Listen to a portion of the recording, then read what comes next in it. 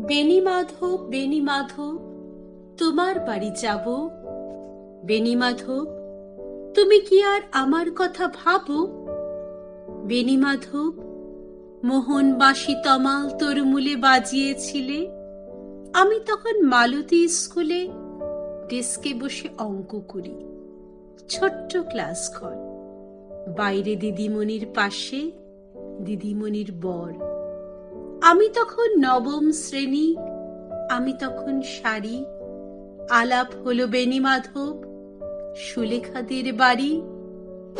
বেণীমাধব, বেণীমাধব, লেখাপড়ায় ভালো, শহর থেকে বেড়াতে এলে আমার রং কালো। তোমায় দেখে এক দৌড়ে পালিয়ে গেছি ঘরে।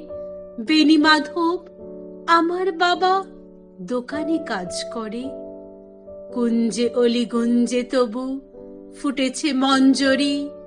সন্ধেবেলা পড়তে বসে অঙ্কে ভুল করি। আমি তখন নবম শ্রেণী, আমি তখন 16। ব্রিজের ধারে বেণীমাধব, লুকিয়ে দেখা হলো। বেণীমাধব, বেণীমাধব, এতদিনের পরে সত্যি বলো, সেসব কথা এখনো মনে পড়ে? সেসব কথা বলেছ তুমি তোমার প্রেমিকাকে? আমি কেবল একটি দিন তোমার পাশে তাকে দেখেছিলাম আলোর নিচে, অপূর্ব সে আলো।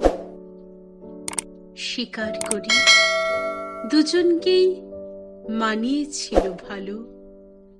জুড়িয়ে দিল চোখ আমার, পুড়িয়ে দিল চোখ।